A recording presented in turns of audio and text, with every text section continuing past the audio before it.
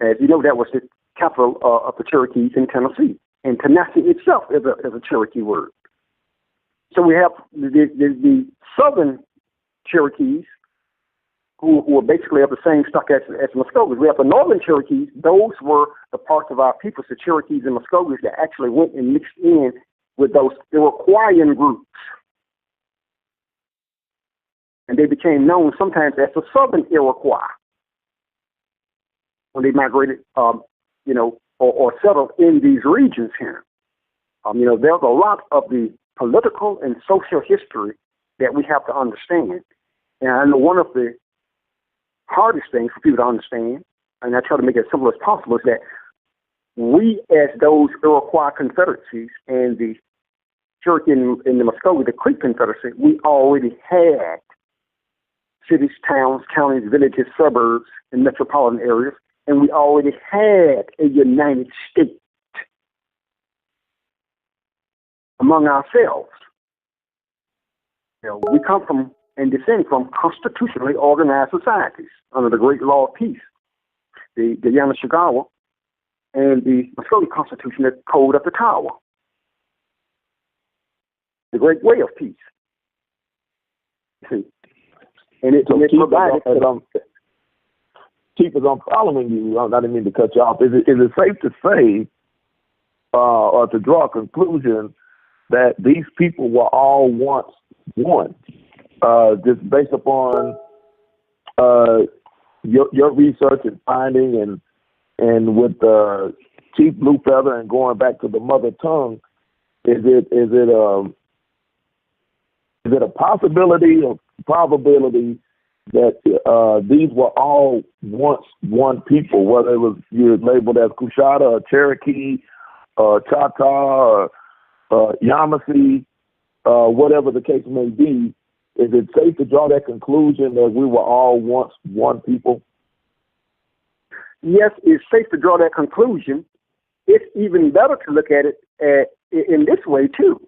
All of these different groups, there are some 37 tribal groups. All of these groups trace their origins to one single group, one single mother tribe, mother tongue, mother culture, mother nation, mother language, mother towns. It doesn't matter what terms you put it in. That is the Coosa and the Coushatta. All of them. There's not a single origin story that you can find among those 37 groups of the southern aborigines of the pre-colonial USA that does not trace their roots back to a Coosa origin or beginning. And yes, it is safe to say, of what you just said, when we get into the languages and all, we have to remember that our system began to break apart from the Mississippian system, the Mississippian cultures, the Mississippian chiefdoms that are known as the paramount chiefdoms. And these areas of the Anti-Coosa, the Anti-Coushatta, these were simply our ancestral state here. And that was a state that was recognized by everyone. Mexico, Guatemala, the islands, Brazil, Saudi Arabia, Morocco, Spain, France, Britain, Ghana, Mali, and Sungay, which is presently Nigeria now, but at that time it was the Sungay dynasty and region in that area. So all the Coosa has always been universally recognized and known. We have just resurrected, our ancient culture and our ancient languages and origins here. And that's also recognized by the four great divisions in North America, where you have the Iroquois to the north and northeast, the Coosa to the south and the southeast, the Sioux up north in the northwest, and the Navajo out to the far southwest. The Anasazi, as they're called. So as we get into this, we'll see what's actually happening. And you did mention Principal Chiefess Blue Feather, and I want to speak on that for a minute. One of the things that she is very gifted at is breaking down the mother tongue. And when you break down the mother tongue, you can actually apply it to your present-day Cherokee and Muskogee languages, and you can see how it fits in with them perfectly. And, and I'm talking about, in linguistics. Now, she's an educator, so she'll be able to explain that better than me. But, when we use linguistics, you have philology, you have nasal sounds, you have guttural sounds, you have your nouns and pronouns and your vowels and consonants and all that type of stuff, So that helps those of us, who are learning the Muskogee language and the Cherokee languages of today. That helps us to purify them by her introducing to us and teaching us the mother tongue, and the sounds and the properties, that goes with them, and, that can be associated with the numbers and colors, and also, like, as we learn in school, like you said, nouns and pronouns, persons, places, and things, and, all of that type of the learning that is essential for us to be able to express ourselves, to each other in an honest way. As Punch keeps the book other say, people who just speak the truth to each other, speak plain to each other in ways that we can all understand. And that's a nice segue with Principal Chief Blue Feather. For those in the listening audience, she will be on Friday evening and going over the mother tongue. And as you'll notice, even last week I was blown away and in awe of the things that she was mentioning and talking about. And as we realize that although we may live in different parts geographically in this area currently known as the United States of America, there were certain words that triggered in our remembrance. And as the elders and the healers, as they used to speak and say certain phrases, especially those of us that kind of grew up in the country, that we would hear.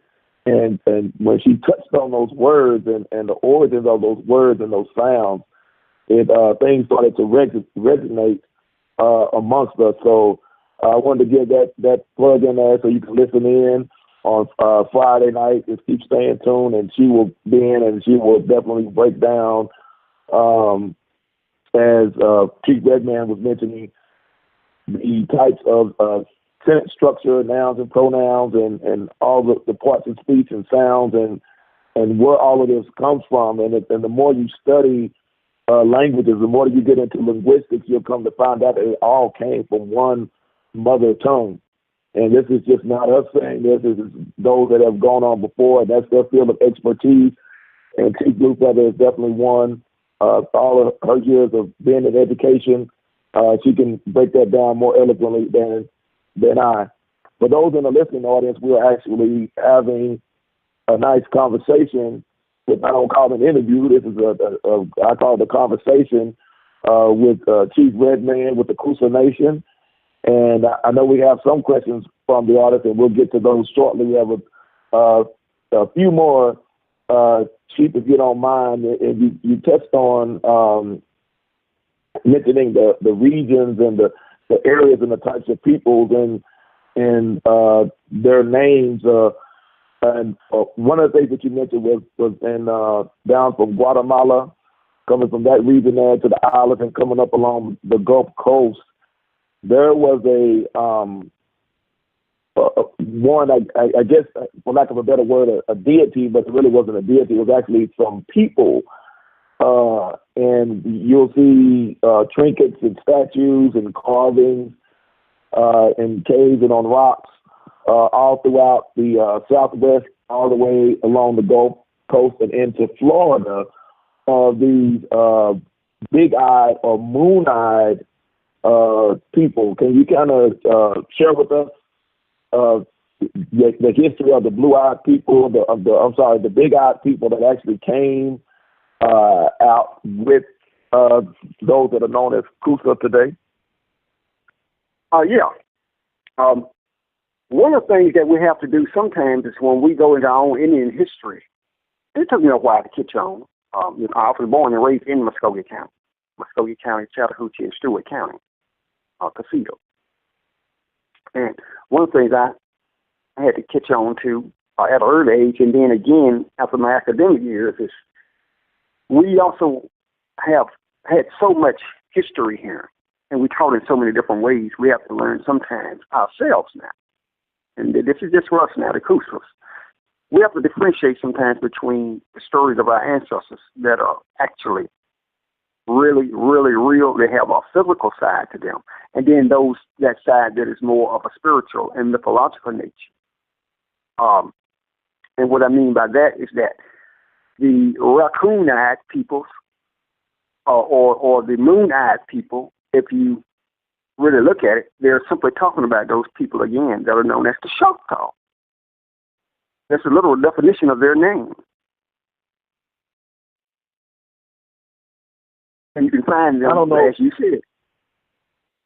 I don't know if Coach is still with us. I know he's mixing the board back there, but there's actually we have a picture of one of those big-eyed or raccoon-eyed or moon-eyed people known as the Choctaw. I'll show it. You got to show it.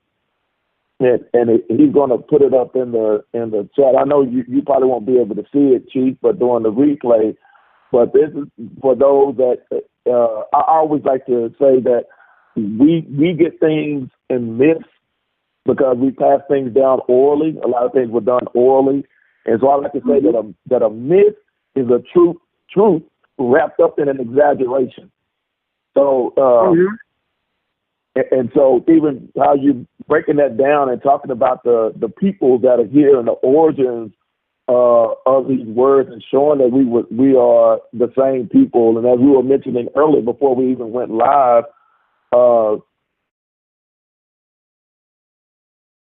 Coosa Nation stretches all the way, into Texas and Arkansas and Kansas and that whole area there.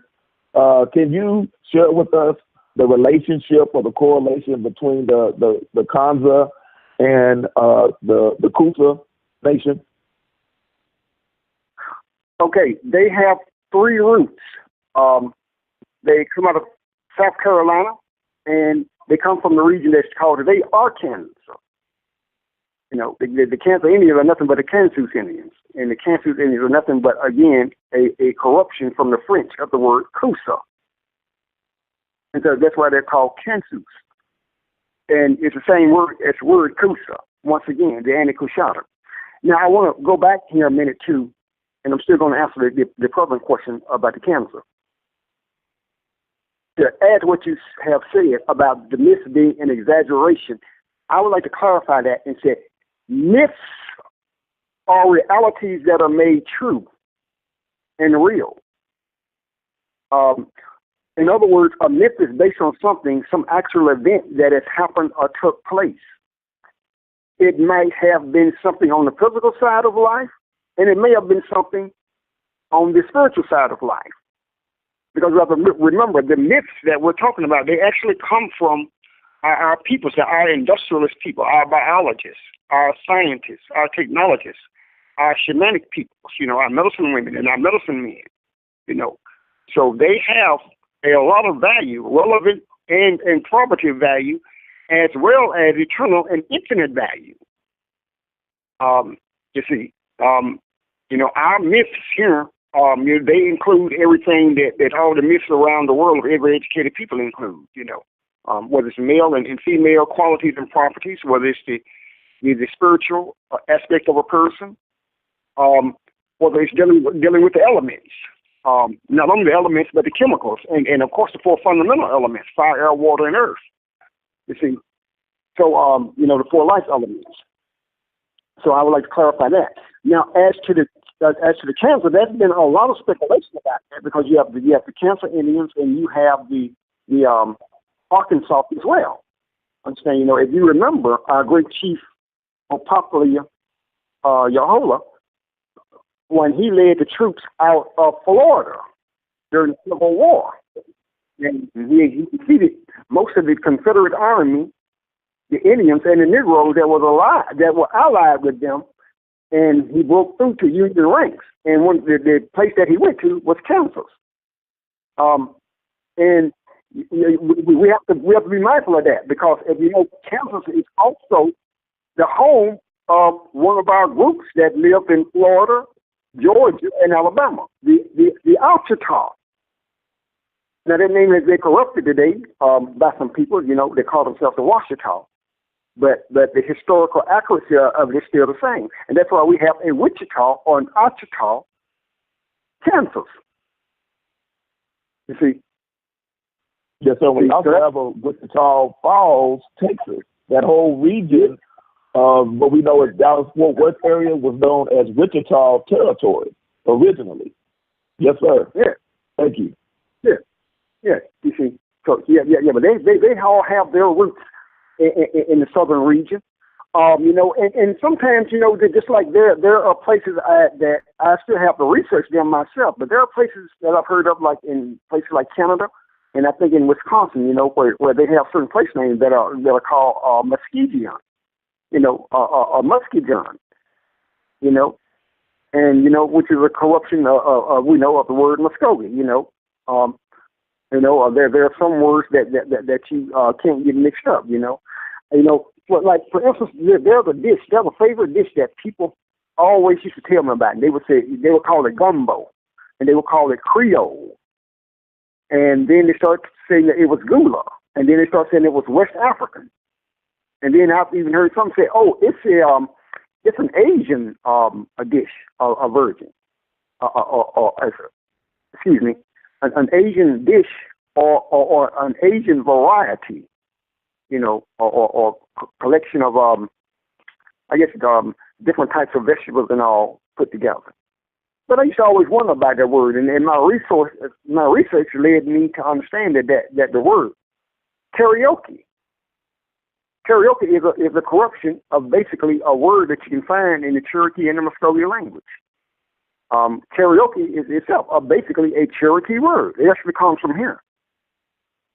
We have been inundated by so much foreign teachings that we have just been taught to put foreign things, Eastern continents and their peoples. We've been taught to make their philosophy superior, you know, and I call it being blindsided. I call it blindside programming, because if they were superior, they wouldn't have had all that mess that happened over there that brought them over here with it. You know, and that's not to talk bad about anyone. I got great respect for the ancestors everywhere. Our Western ancestors here, you know, our original and primary ancestors.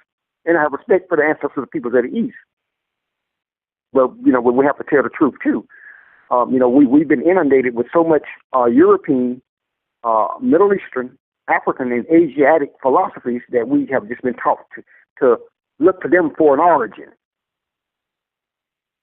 You know, instead of concentrating on the origins that we have right here, you know. So, Chief, you mentioned you talked about the foreigners that came over. I would like to, if you could, kind of touch on the relationship between those known as the French today or Cajuns today, and how they lived amongst the Mississippi tribes, and then kind of blended in with those of Coosa Nation and their writings and the things that they had discussed about the indigenous people of the land. Yeah, that's good. Now, when we start dealing with those subgroups, I call them Gulas, or the Gula Geechee, Creole, Cajun, Albinos, Melungeons, and there's about several, there's several other names, different names that different subgroups of people had, that lived among our populations here. Cajun is another corruption of the word Taya or Tejas, and Tejas is the root word of Texas. That's why we call it Texas. It comes from the Texas Indians. And there's a very definite connection between those Alabama Coushatta peoples and Louisiana, Mississippi, in Texas to those mound-building cultures and societies in Mexico. But I won't go into that right now. However, yes, sir, I don't want to interrupt you, but we definitely need to save that for later because that's a whole, probably a series on that alone. Chief, go ahead, sir. I don't mean to interrupt you. Yes. But I'm telling you, though, I'm in perfect agreement with you. So when we get to those cultures, the Cajun, you have to remember, a lot of these were simply sub-tribal groups, like people who were ripped apart from like the Natchez, the Coochis in Louisiana, the Cato Confederacies. You know, the Catos have a lot of groups out there. I think there's about 15 of those groups. And so when we get into people, you know, the Cajuns and albinos, you know, Melungeons, you know, a lot of people we have been taught to look down upon because even though a lot of them come from our ancestors as well, you know, they were colored peoples, you know, we got to, you know, taught to kind of look down on different groups and groups of people that exist among the colored, black, or African American or Negro population, you know, when a lot of times those are lost bands. You know, they're actually lost bands, lost tribes, and as Principal Teacher Bluefelder puts it, lost clans. You see, so when we study them, their diet, their habits, their cultures, and their customs, even their male-female relationships, you find that it's not strange at all. It's actually indigenous American, but we've been so inundated with all types of, like I said, the foreign information that sometimes we can forget or have forgotten in some ways who everyone is. So right now, you know, one of the things I would also like to touch on too, because we were talking about just culture now in society, but one of the things that we're doing politically is we have also initiated, myself and Principal Teacher Bluefelder, we have initiated our right of return, you know, our right of redemption. And we're also going to provide safe passage to our people for our own restitution here, and our own repatriation here in our own ethnic homeland. You know, and we've done that in ways that are universally recognized. You know, could you elaborate a little bit for me, Chief? For those in the listening audience, we're actually having a Wednesday night conversation with Chief Redman of the Coosa Nation. For those that may just be turning in and wondering who James Flames is having a conversation with tonight. But I am honored and humble to be able to sit down at the table, as we used to say, with Chief Redman of the Coosa Nation. But can you touch on what you were discussing before about the right of return and why this ties in to genealogy and the specific land of the Coosa Nation today? Yes. One of the things that we know that academics have agreed upon, that is sociologists, ethnologists, biologists, genealogists, anthropologists, and archaeologists, to resurrect yourself as a lost people or a people who are not recognized as being who you are, reconnecting yourself to the aborigines of the land and territory that you're in and that you actually descend from is the first step. And as I explained before, you know, we do that by biology and genealogy, and we also use our Native American Indian roles.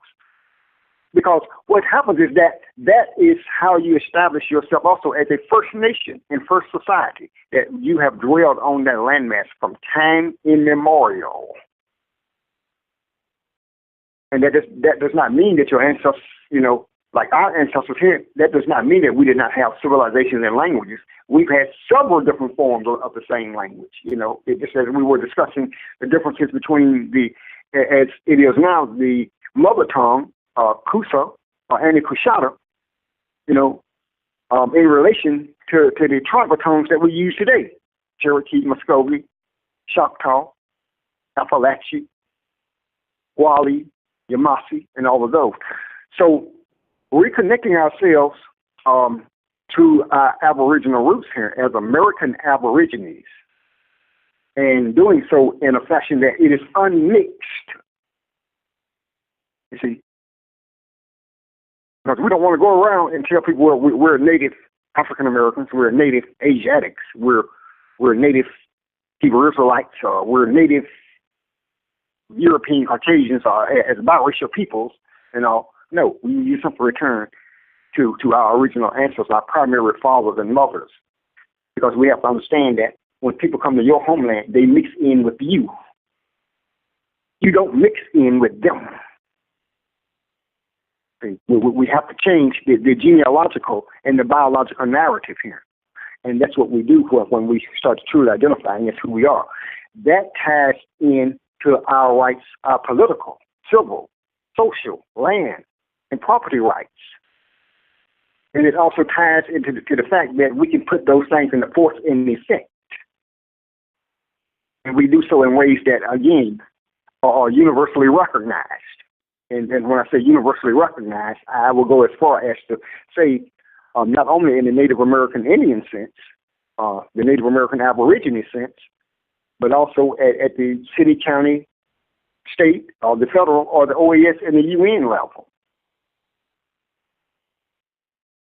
Because that is not only... Go ahead, Chief. I didn't want to... Yeah.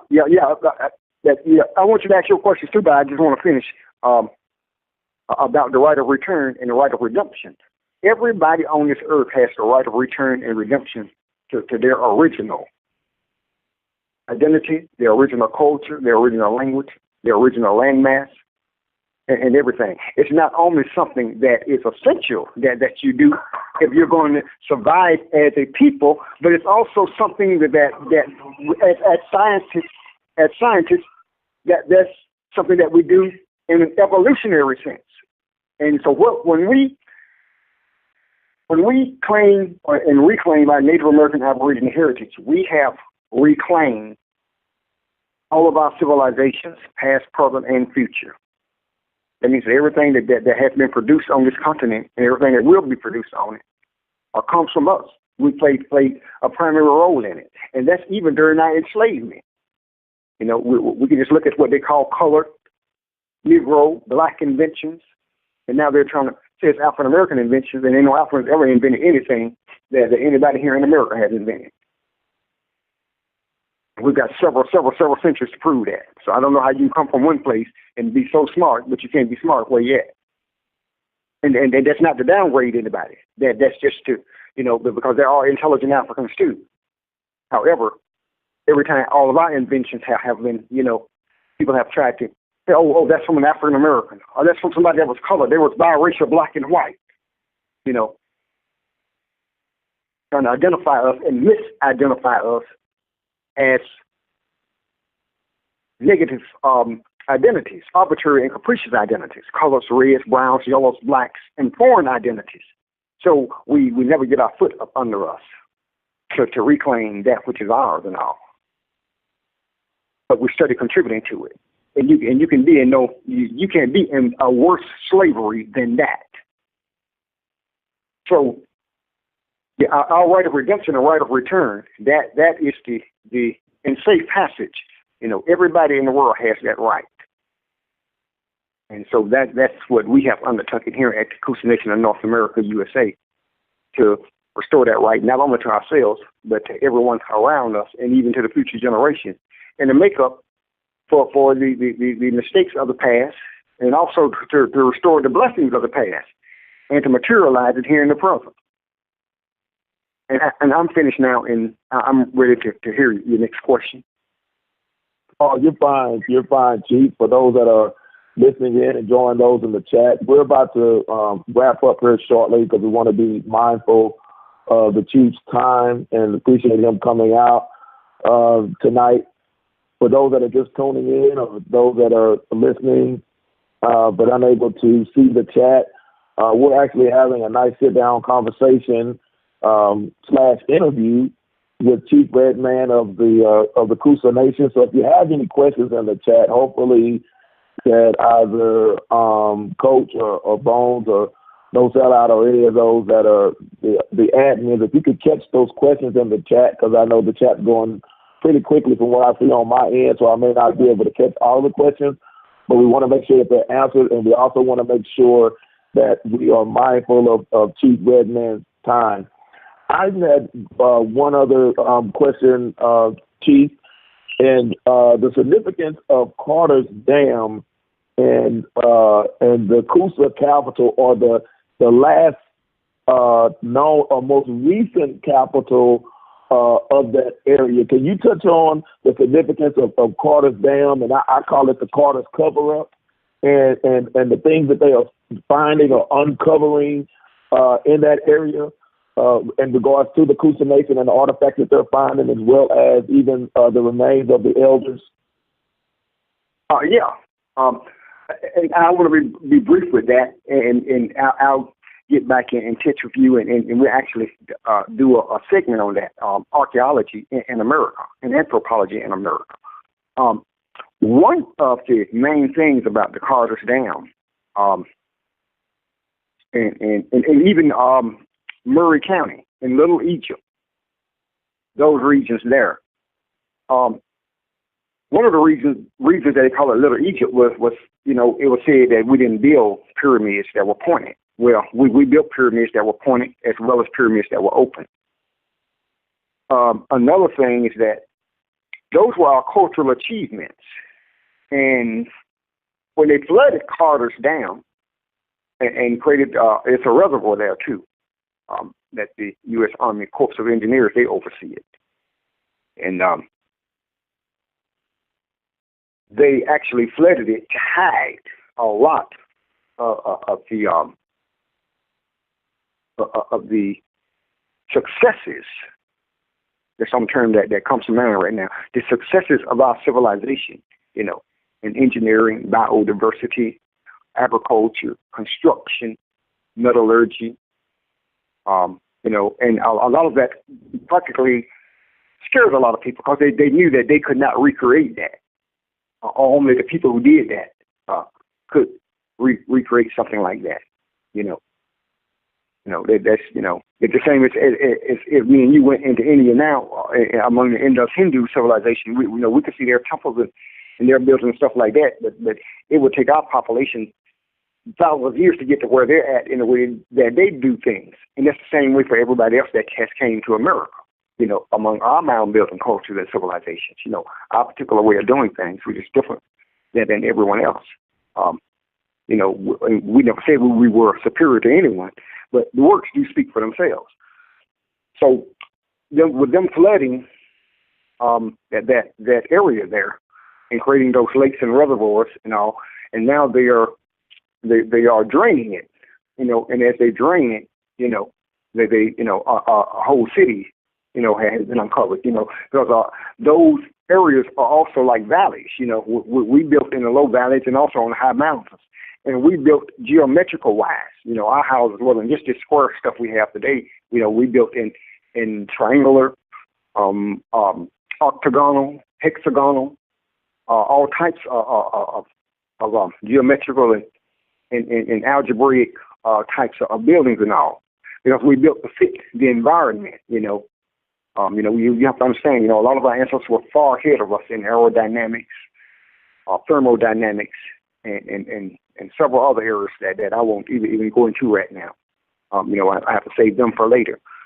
But what that whole thing reminds me of was what they did to Nubia overseas, when they wanted to cover up that there was a civilization that had existed before the Egyptians.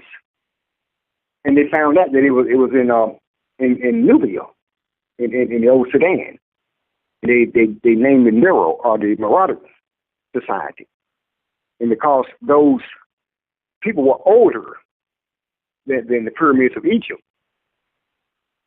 and that was the only place that Egypt, besides America, that's the only place that Egypt got its knowledge from. They actually flooded that region, and they created lakes out of it. I think it's Aswan. I think that's the name of it. I have to look at it again. And they did all that in creating the Suez Canal. And what happened was that you used the proper term for it, like you said, the Carter's cover-up. Because, they did the same thing to us here that they engineered there in that region. You see. But the truth will be told, and it's coming out. So there are some very interesting mounds and political and ceremonial and cult centers that we have. A lot of these places, they refer back to the ancestral cult. And when I say cult, I don't mean like these orgies and fetishes like they have today. I mean, these were cult centers of the highest types and forms of human development, self-development, environmental development. The things that the scientists speak of today, bioengineering. You see, producing the people that we want. We always say how our people act and all that. That's because we lost the art of actually producing the people that we want. To take the terms from the religions, to make man, male and female, man, woman, boy, and girl, child in our own image and in our own likeness. To borrow, a saying from the Bible here, Okay, our ancestors were very best enough to do that, and so, yeah, and so the Coosa, that's how we, that's how we did things. So that was part of the Carter's Dam that I wanted to bring that, to your attention and the group's attention and anyone who's out there that listens and that can accept information and free-spirited and all. There are some other research and stuff that I have on it, and of course I'll share that at a later time. But that's basically how that's basically how I saw that whole, like you said, the Carter's cover-up. Chief, I definitely appreciate you going in on that, and I will say that I know that the Army Corps of Engineers did drain it once in 2006, and there were some archaeologists and anthropologists that were out there, and they described the same things that you were mentioning, those pyramids with the pyramids, not with flat tops, but actually with the points, and how everything was geometrically shaped down to a recreational, I call it a recreational area, recreational center, that it was truly a city, that's underneath there. So I'm interested to find out whenever they drain it again. I'm hoping that I'll be able to go or at least have some representation out there. I know that Coach is not too far from there, so hopefully we'll be able to get some video and photos if they ever decide to drain it again to do some maintenance work. But they won't drain it permanently because that will eliminate the power in all of Atlanta. So you see how kind of what Chief was touching on, how they did with the Nubians there, dealing with the Suez Canal. They did the same thing with the Panama Canal, the same thing with Hoover's Dam out in the West. So there are a lot of things that are being covered up in certain areas, and they said, well, if we destroy this, then it's going to deal with our power source. But Chief Redman, we have one question from the chat from Joe 47. I want to make sure that Joe 47's question is answered before we wrap up this evening. He's asking, once we do all of our genealogy and everything, where do we go from here as a people? Once you discover who you are as an individual and your genealogy, where do we go from here in order to build as one people? Well, first, I would suggest that when you discover that, you get with like-minded people in your area. And that's the formation right there of your clan community. And when you unite with them, you have what's also called a band. And then when you unite with them, you have what's called a tribe. And there are two types of association at that level. It's called a tribal association or a national association. And at the Coosa, we sponsor it all. We sponsor it all because we have to be patient with our people, but we also have to move accordingly with each other too, individually and as a group and in an organization in the times that we're in now. So once you have your registration in order, well, once you have your genealogical record in order, your birth certificates, your parents, your grandparents, the regions that they lived in, then the next thing that you should think about is registering. And I mean, if there's a good tribe out there, Joe 47, you should register with that tribe. At that time, it doesn't matter whether they're what is called recognized or unrecognized. You're recognized once you return to your ethnic roots, and you not only have your paperwork in order, but your genealogy speaks for itself. For instance, if your father and mother is an American Aborigine and an American Indian, well, that's just one person that's an American Indian or an American Aborigine. You have to look at your father and mother, each descended from 10, 20, 30, 40, 50 other peoples that predates them and you. See, so once you establish that connection, you have reestablished something that's unbroken. Then, you have come full circle. You put it back together. Not only as an individual, but for a community. And so I would urge people then to register with any groups that are sincere. People who have your best interests at heart and who wants to build in that area. There are those who can choose also to register with Coosa. I like for people to make that decision on their own, and as it's only fair.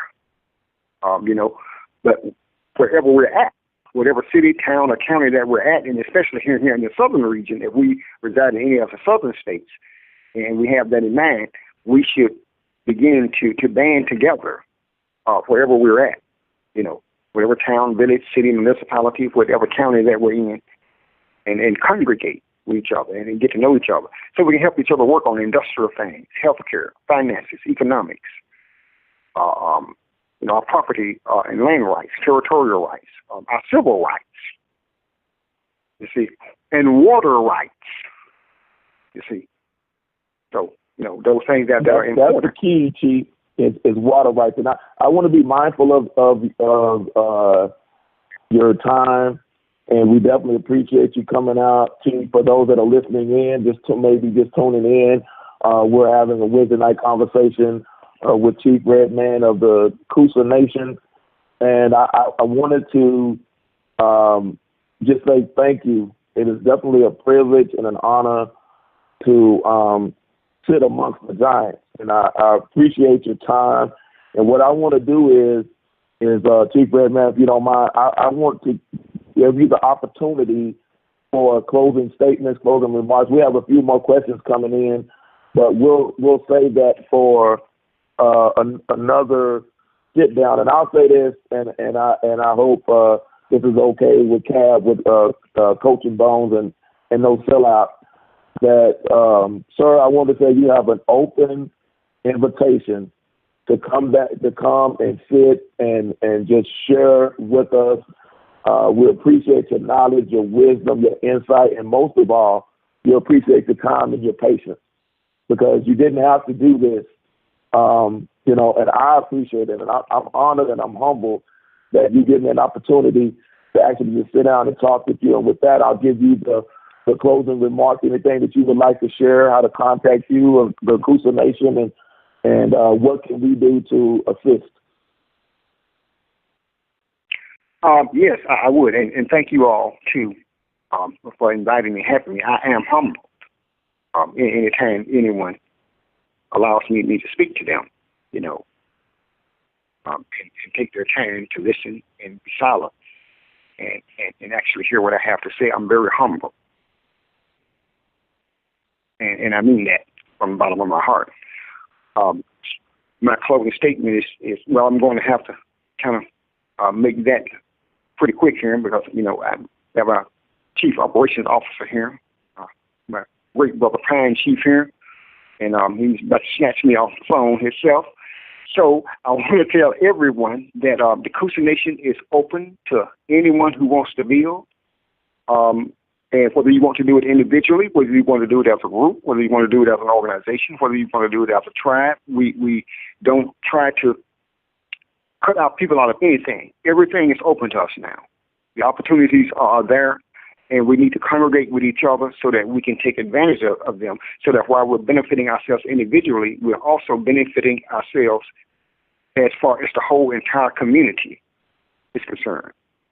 You know, the region, the city, the neighborhood of the county, you know, wherever we draw at, you know, whether it's suburban or whether it's urban, you know, or whether it's just rural, you know, as they say, you know, the rural areas, you know, and, you know, for those of us, you know, who some of us live in the city, some of us live in the country, some of us live in between, but we're open to anyone who identifies as a Native American Aborigine and also known as American Indian of color.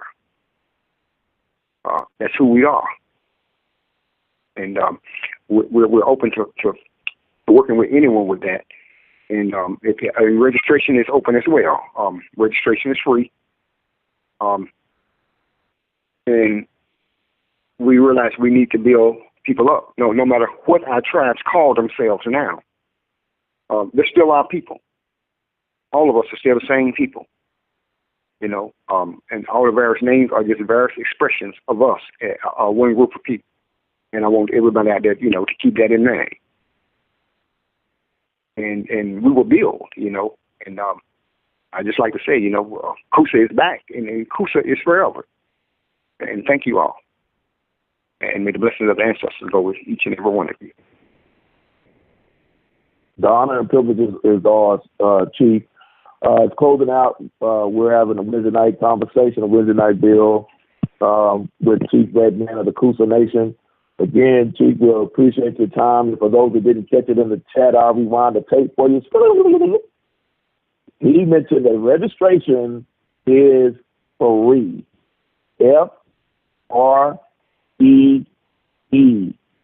Free. In case y'all didn't catch it, I'll say it one more time. Free. To be a part of the Coosa Nation, which is actually you returning back to who you are, the First Nation. With that, Chief, I appreciate you. I appreciate everything the Coosa Nation is doing. You all are trailblazers. You're making a trail where there was no trail to want to walk. And then generations from now, our children will be able to drive smoothly on the trail that you blaze. So thank you. With that, I'll turn it back over to Coach.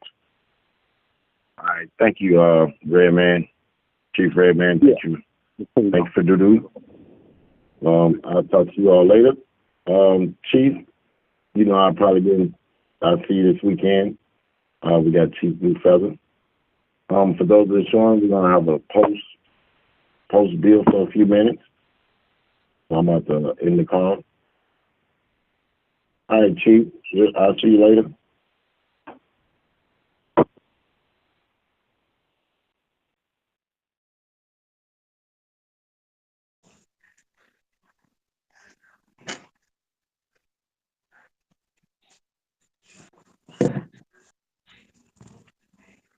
Can you hear me, Bones? Yep, loud and clear. All right, man. So what you think about that? Great build. Man, it was real good. Dropping them hot drops all over the net. Yeah, we got You still live, bro? I know we live. This the post bill. All over the net. Oh. Still live, bro. Yeah, but I just wanted to say, we got flagged, I think at least about 4 times tonight. Someone is deliberately going out their way to flag us, but it's cool. We're gonna beat whatever it is you flag. I played the same songs I've been playing for the last month, and so you didn't stop anything. Yeah, all it did was just hold up like a minute out of the stream a couple of times. That's it. It ain't do nothing to the channels. Plus, I recorded the whole thing on my phone from the back chat. So they ain't do nothing. Awesome. This is chess. Always 10 moves ahead. That's right. So y'all know I got to get out of here. I got an early morning build. Once again, we got Chief Blue Feather Friday night at 9. We got Redman coming back next week. Yes, sir. We're gonna keep bringing that heat. And thanks for everyone. Thanks for everyone coming out. I hope you understood. We're gonna get them back so you can get those questions asked. And that's it. Sleep well. Don't forget to check us out in the morning. Cabot City. Got anything to say? Grand Rising. Till then. Peace.